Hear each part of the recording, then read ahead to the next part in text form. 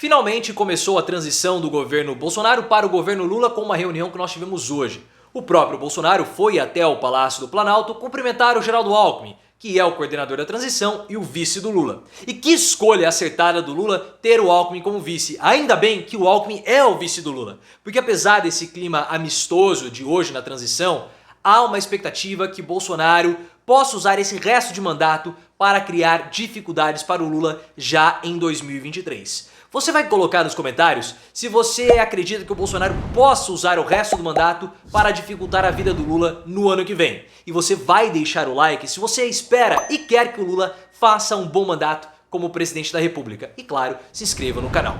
Essa dificuldade aí da transição do Bolsonaro para o Lula, quem trouxe para nós foi o Matheus Leitão, colunista da revista Veja.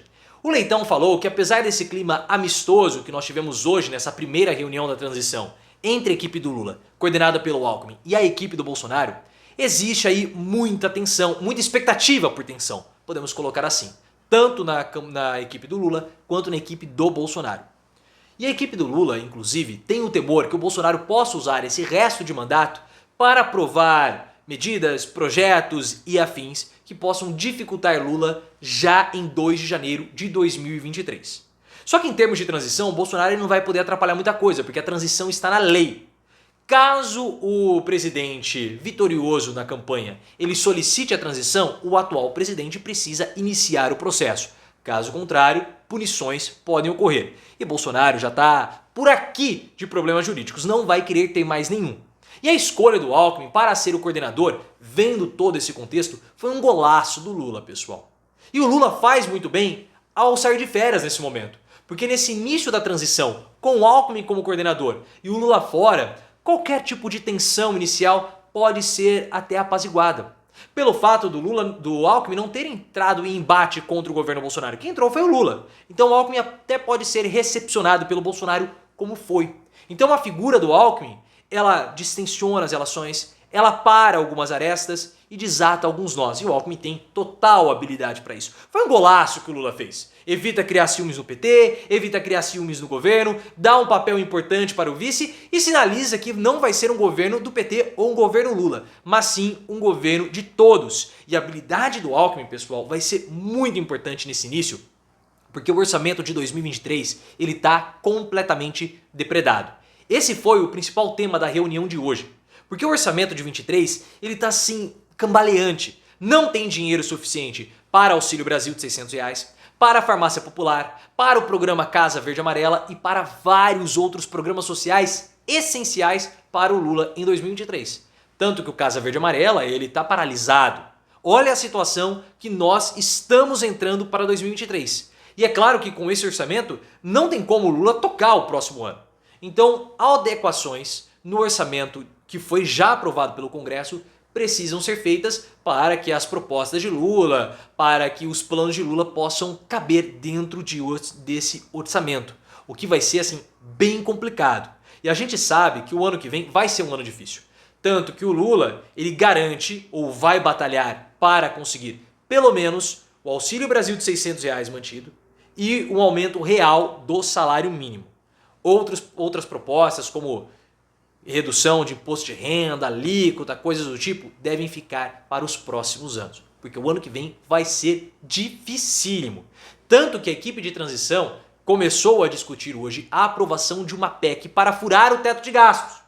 E esse furo do teto de gastos vai ser muito necessário para aprovar o Bolsa Família de R$600 a partir de 2023 já. Essa foi uma promessa de campanha do Lula.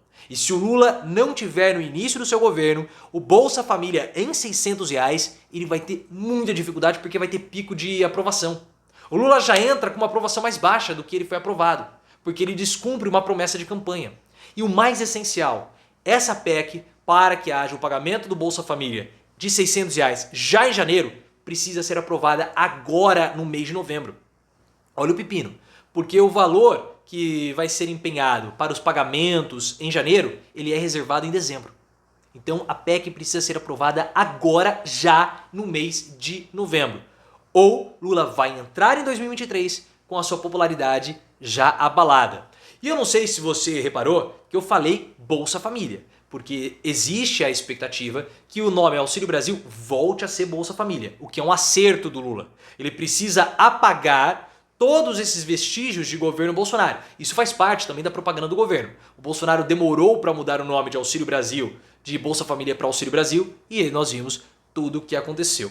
Na sua opinião, essas dificuldades que eu estou colocando, Lula vai tirar de letra ou vai ser bem difícil mesmo? Coloque nos comentários e se inscreva no canal. E vendo tudo isso, pessoal, nós começamos a perceber que o Lula ele não vai poder errar.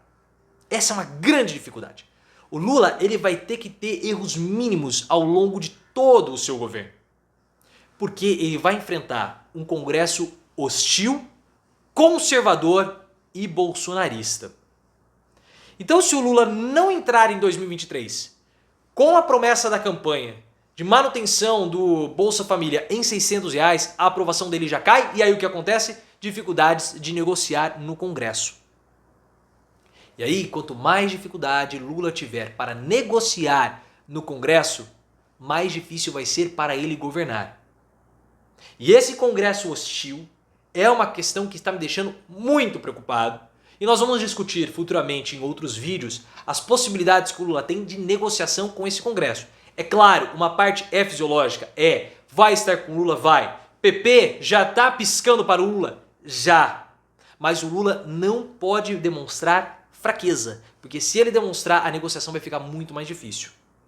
E aí, nesse ponto, um aceno que o Lula fez ainda antes do segundo turno foi fundamental. O Lula falou em um evento na PUC, em São Paulo, que esse vai ser a última campanha dele. Ele não vai tentar disputar a campanha de 2026.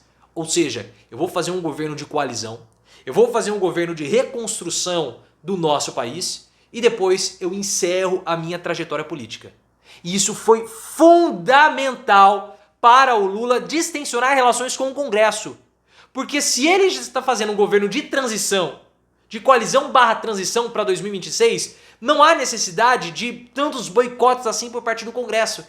Por quê? Por que eu vou prejudicar o Lula sendo que ele não é candidato em 26? Ah, mas ele pode ser... O Lula vai ter 81 anos. Não há mais condições dele disputar em 2026. Então ele apazigua a relação com o Congresso, distensiona e facilita a relação.